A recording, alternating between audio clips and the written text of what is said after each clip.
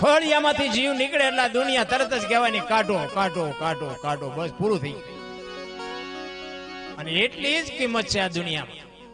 અત્યારે કોઈનો દેહ દુર્ગંધ નથી મારતો. એ એક તત્વ એવું નીકળે જાય ને દેહ દુર્ગંધ મારી જાય, આપણે ગોતવું તો જોઈએ ને. અત્યારે કોણ ઉટકીને સાફ સુફ રાખે છે, ગોતવું ન જોઈએ. ઈ સંતોની બાપુ ભાષા સમજાય તો તમને સમજાય, નકર નો સમજાય. એટલે પુરુષોત્તમ બાબુ વાણીમાં કહે છે, ખોડિયામાંથી જીવ નીકળે, દેહ પડ્યો હોય, જીવ જાતો હોય, અને પુરુષોત્તમ બાપુની વાણીમાં એવું કહે કે કાયા રુદન કરે અને દેહને એમ કે તું જાઈશ તો આ દુનિયા મને દિવાળી મૂકી દે. જીવ કે ભાઈ મારો સમય થઈ ગયો, હવે મારે રોકાવાય. અને જો આ સમયની બલિહારી છે. હા, જેટલું આપણે બધું છે ને લખાવીને જ આવ્યા છીએ, એમાં આપણે રોદડા રોવાનો કોઈ અર્થ જ નથી. ના, મેં ઘર કર્યું, મેં મકાન કર્યું, મેં ટ્રેક્ટર લીધું, મેં વાડી કર્યું, તો જાવ તાર લેતા જજો ને બીજા વાપરજે. કઈ છે જ નહીં નારાયણ. હળો મળો, ખાવ પીઓ, મોજ કરો, અને કઈ નો થાય કઈ નહીં, કોઈને નડો નહીં, તોય ઘણું બધું. કોઈક આવું કરતા હોય ને કરવા દો તો ઘણું. બાકી રામ ને કૃષ્ણ વી ગયા તો આ દુનિયા હાલે છે. આપણે વેજ તો હાલશે, આપણેથી કઈ હાલે જેવો વેમમાં ખોટું ન રહેવું. આ ઠેકડા બધા મેં બહુ ભરી લીધા. આ મૂળજીભાઈ ને અમે બધા જૂના નાતા છે અમારે. બધા દુકાળમાં પાણીના ટાંકા લઈને અમે બાળા જતા, અને બાળાથી કોઠારીયાનો રોડ બન્યો, તેથી બાળાના રોટલા બહુ ખાધા. બહુ જૂનો નાતો અમારે. મને જો કે ભાણો આવ્યો પછી ખબર પડી કે મને કે મૂળજીભાઈ અમારે બધા એ મારા કાકા થાય. એટલે આ બધા તો જૂનો પરિવાર છે અમારે. કરમની વાત બાપુ આખી દુનિયા કરે છે, કોઈને ખબર નથી. મને નથી ખબર, તમને ખબર હોય ભલે.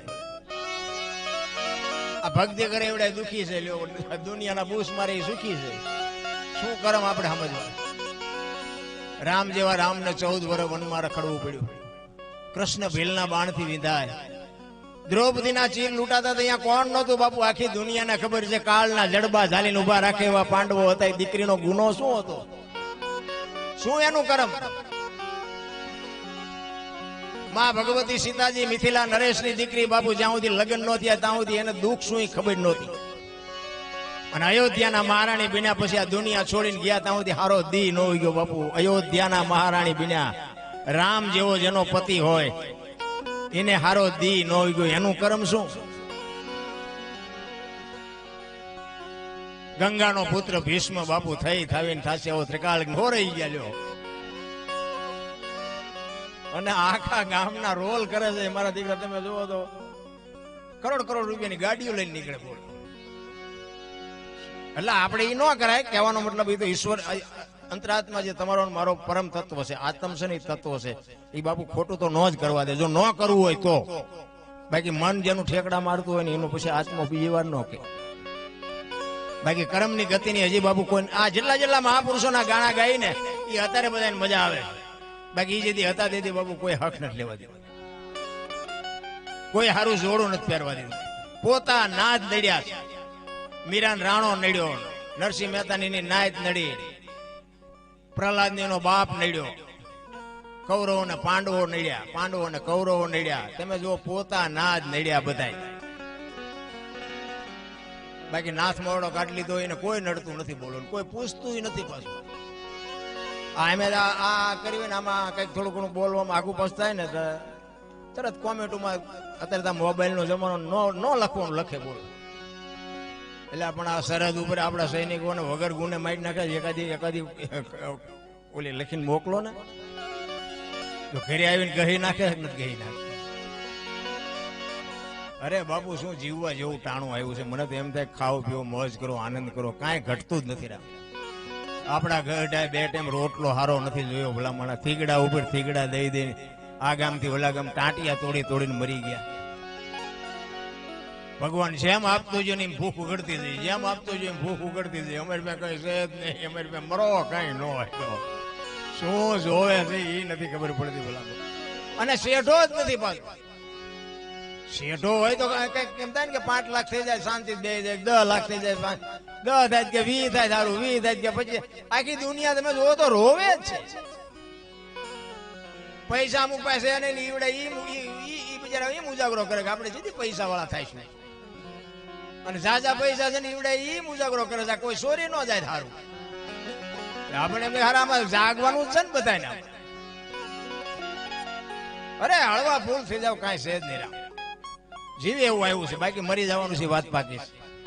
આ મને વાત કરી રમેશભાઈ ની કે બાબુ પાણીનો લોટાની જરૂર નથી પડી. તમે જો બસ ઈશ્વર પાસે એવું મગાય, જેથી ચિઠ્ઠી ફાડવાની દીધી ફાડજે, પણ કોઈને અભાવ આવે એવું ન જીવન જીવાડ્યું. અમુક અમુક આખા ઘર વાયા ગાંડા થઈ જાય તો બાપુ છોડતા નથી. એટલે બાપુ આ કુદરતના ખેલની હજી મને તમને ખબર નથી, પણ હરિનું ભજન કરો, કાંઈક તમારું મારું કર્યું હશે ને તો કંઈક આગળ આડું આવશે. બાકી કાંઈ છે એની વાતમાં. કોકને આપ્યું હશે, કોઈ કીડિયારું પૂર્યું હશે, કૂતરાને ગાયોને કોકને આપ્યું હોય, સાધુ સંતને, એ બાપુ ઉગે ઉગે ને ઉગે. એ 100%ની વાત, વહેલું મળું ઉગે પણ ઉગે. એમાં અત્યારે તમે જોવો ને જો ભક્તિના રાફડા ફાટ્યા છે, આ સંપ્રદાયના રાફડા ફાટ્યા છે. ચેલાન ગુરુ ચાહે હમાતા જ નથી. હાલે આમ તમે જો ખટારા ભરાય એમ છે. અને પાછું આપણે કંઈક પૂછવી ને તો કે એ બધી ગહન વાતો છે, તમને ન ખબર કે તમારું પૂરું થાય અહીંયાથી તો કે અમારું શરૂ થાય. હરામ જો કઈ સીતારામ બોલતા જો આવડતું, અરે વાત જવા દો, કઈ છે જ નહીં. હું તો એક જ વાત કરું કે મા બાપની સેવા કરો અને ભજન ભાવ જો ભાવે તો કરો, ન ભાવે તો કઈ નહીં, પણ મા બાપને બાપુ 2 ટાઈમ રોટલો આપો સાચો. બસ તમારે કાંઈ ન કરવું પડે. આપણે જિંદગીમાં કોઈ કઈ સારું કર્યું જ નહોતું, તોફાન જ કર્યા હતા, પણ મા બાપને હાઈજો એમાં મેળ પડી ગયો. હા, અત્યારે આ તો હમણાં બીમાર થઈ ગયો ને કે આપણને બાપુ આ તમારા બધાના પ્રતાપથી, તમારી કૃપાથી આખી દુનિયા ઓળખે. મને હું માગું એવા રૂપિયા આપે, દુનિયાના શેડે પ્રોગ્રામ કરવા જાઉં, પણ આ બધો બાપુ નાનો સમાજ અમારે અહીંયા મફતિયા બરામ વડનગર ને બધા હજી આજે દે. હું તારીખ ખાલી હોય તો પછી એવું નહીં કે આપણું મોટું નામ થયું. મને એમ થાય કે રિયાઝ આમને કરાવ્યો તઈ મને આવડા મોટા બોલાવે છે. એ નાના એ મને જો રિયાઝ ન કરાવ્યો તો કોણ બોલાવવાનું? અને આપણને સંતમાં નહોતું કે આપણે કઈ અહીંયા આટલું આપણું નામ થાય. પણ મારો નાથ ત્રાજવી આવ્યો બાપુ. કરેલું હોય વહેલું મોડું ઉગે ઉગે ને ઉગે. મારો કહેવાનો અર્થ એ છે. પણ કર્યું જ ન હોય તો આપણે શું કહેવાનું? કારણ કે ઈશ્વરી ગતિ છે ને નિયારી છે. હમણાં ભાઈ કર્ણભાઈ ભજન કર્યું હતું ને રામાયણનું, લક્ષ્મણ જયારે મૂર્છિત થઈ જાય. તમે જો કોઈ પણ માણસ મરે એની પાછળ જગત રોવે છે. હું રોવું, તમે રોવો, આપણા અંગત હોય રોવે. ખબર છે બધાને આપણે મરવાનું છે તો પછી રોવું શું કામ જોઈએ? પણ એને વાલપનો વ્યવહાર બાપુ કરાવે છે. એના સદગુણ તમને મને રોવડાવે છે. એના કઈ ગુણ હોય અને એ જયારે ઈ માણસનું કામ પડે હો, જયારે કાર્ય કઈક આવે ને તારે માણસને યાદ કરવો પડે કે ઓલો ફલાણો માણસ નથી હો ને કરે ત્યારે આ કામ અટકાય નહીં. બાપુ આ સદગુણ તમને મને રોવડાવે. ઈ લંકાના પટાંગણમાં રાવણનું યુદ્ધ થયું, મેઘનાથનું બાણ વાગે અને લક્ષ્મણ મૂર્છિત થઈ જાય અને રામચંદ્ર પરમાત્માના ખોળામાં માથું નાખી, માથું લક્ષ્મણનું લઈ અને અખિલ બ્રહ્માંડનો માલિક બાપુ મોતી માળા તૂટે અને મોતી જેમ પડે ને એમ લક્ષ્મણની જટામાંથી બાપુ રામના હોડા ઠેકી ઠેકીને હેઠા પડવા માંડ્યા ને. હનુમાનજી મહારાજ પડખે ઉભા ઉભા વિચાર કરે, અરે રામ તમે રોવો તો હવે આ દુનિયામાં શું રહે? રામને ખબર ન હોય, ઈશ્વરને ખબર ન હોય કે મારો ભાઈ જીવશે કે નહીં જીવે, ન ખબર હોય. પણ બાપુ વ્યવહાર તો એને હોત રોવડાયા છે, વ્યવહારે એને રોવું પડ્યું છે. રામચંદ્ર પરમાત્માને હનુમાનજી કહે છે કે રામ તમે હુકમ કરો, તમારા હુકમની રાહ છે, બાકી આ દુનિયા ઉથલ પાથલ કરી નાખો. હજી તમે મને રજા કેમ નથી આપતા? તમે રોવો તો દુનિયામાં રહે શું? અને તેથી રામચંદ્ર પરમાત્મા હનુમાનજીને કહે છે કે રામ રોવણ હાર ઈ રોતાને રાજી કરે. આ તો વાલકનો વ્યવહાર રોઈ બતાવે. રામજી ભાઈ જો ભાઈ પડ્યો હોય અને મારી આંખમાં જો આંવડું ન પડે ને તો કાલ દુનિયા મારા નામનો કેળો પાડી દે. ભાઈ પડ્યો તો ભાઈની આંખમાં આંવડું નહોતું આવતું. આ દુનિયાનો કેળો પાડવા માટે રામને બાપુ આ રસ્તો કરવો પડ્યો છે તમારી મારી માટે. પણ આપણને મગજમાં જ નથી બેહતું. આપણને એમ થાય ખરું આપણે કેટલા બુઝારા ઢાંક્યા છે ખબર નથી પડતી. અને માણસનો એક જ અવતાર બાપુ ભજન કરી શકે, બાકી કૂતરા કાગડા ભેંસું ભૂંડડા કોઈ કરી ન શકે. લખવું હોય તો લખી લેજો. ભજનમાં કદાચ આવેલા જાનવરો આવેલા ને એને ઉદ્ધાર થઈ ગયેલો એવા દાખલા ખરા. તમે જો મહારાણા પ્રતાપનો ઘોડો પૂજાય, સતાધારમાં પાડો પૂજાય, કચ્છમાં દાદા મેકરણનો કૂતરો ને ગધાડો પૂજાય, આ ભજનના પ્રતાપથી. પણ કરી ન શકે. કરવા માટે જ બાપુ આવડો અવતાર છે માણસનો એક. માણસના અવતારમાં જેટલું થાય એ કરી લેવાનું. બાકી ઓલા ભાવમાં આમ ને ઓલામાં કાલની ખબર નથી ને ભાવની શું ખોડવી હોય ભલા. આ મળ્યો એ ભાવ સુધેલ્યો ને આ ભાવમાં કઈ ઘટે છે? ઓલા ભાવમાં આમ ને ઓલા ભાવમાં ઓલા ભાઈ શું કાલ ત્યાં શું ખાધું હતી ખબર નથી ને ભાવની ક્યાં હાજરી બે જાય. કાંઈ છે જ નહીં વાતમાં ભલામણ. એટલે એક વાણી બે કડી કરું. ગોરા ભગત ની વાણી એક બે કડી કરું. ગોરો ભગત એક પ્રજાપતિ સમાજ અને પંઢરપુર મહારાષ્ટ્ર માટીના વાસણ બનાવવાનો ધંધો કરે. ભક્તિ બાપુ પ્રજાપતિ માંથી આવી છે એવું મહાપુરુષો કહે છે. ભક્તિ દિલાવર દેશની લાયા સિવાય કુંભાર, પ્રહલાદ જેને પ્રગટ કરે અને જપે સારો સંસાર. શ્રીબાઈ એ બધી વાત લાંબી છે. બિલાડીના બચ્ચા નિભામાં આવી ગયા હતા ને એ ભગવાનનું ભજન કર્યું ને બચી ગયા. ત્યાંથી પ્રહલાદ ભગત થયો ને કે હરણાકૃષ્ણ રાક્ષસ ના તો રાક્ષસ જ ન થાય, પણ ભજનનો શેડો અડી ગયો ભાઈ. એટલે ઈ ગોરા ભગત. અને જો બાપુ જિંદગી જીવતા આવડે ને તો તમે આ દુનિયા છોડીને જાઓ ને એટલે જગતને તમારી વાહે કંઈક કરવું પડે. આ ગોરો ભગત એવી જિંદગી જીવી ગયા ને, આપણું વાંકાનેરની બાજુમાં રાતી દેવડીના ખુમાનસિંહ બાપુને આ ભજન લખવું પડ્યું કે આવો એક પ્રજાપતિનો દીકરો થયો તો એને લખવું પડ્યું. ખુમાનસિંહ દરબાર એ માટીના વાસણ બનાવવાનો ધંધો કરે. ફળિયામાં માટી ખૂંદતો હતો ને એમાં એમના ઘરના પાણી ભરવા માટે નીકળ્યા. 2 વર્ષના છોકરાને હુવડાયું. એ કે આ છોકરાનું ધ્યાન રાખજો, તમે વળી પાછા ભજન ગાતા ગાતા ભોણીઓ ન વાળતા, કારણ કે ભગતના બૈરામ બહુ ઠેકાણું ન હોય.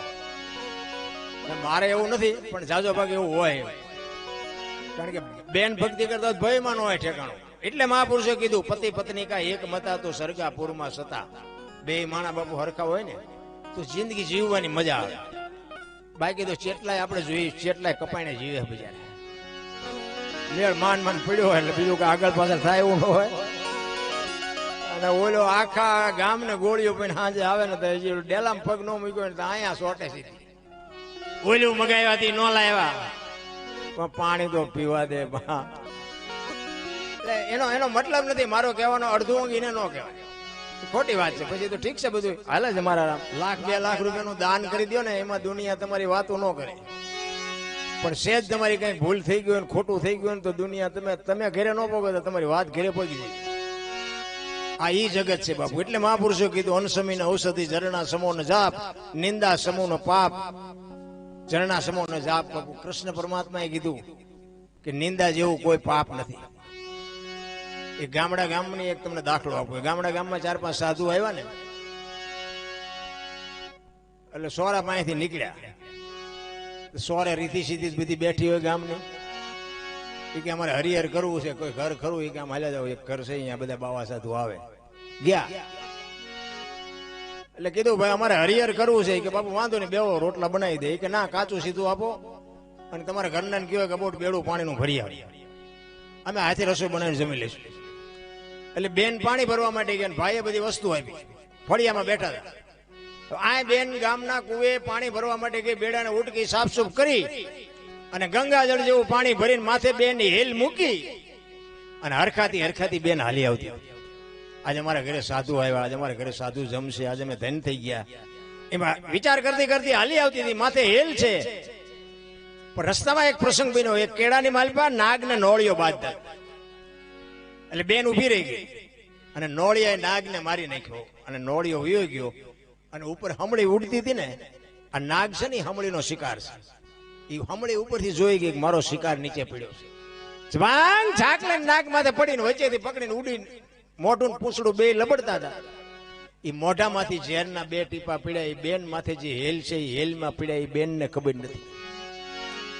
બેન હરખાતી ઘરે આવી. ફળિયામાં સાધુ બેઠા છે, એના ઘરવાળા બેઠા છે, એને વસ્તુ આપી છે. અને બેડું ઉતારી અને કીધું લ્યો બાપુ આમાંથી રસોઈ બનાવી.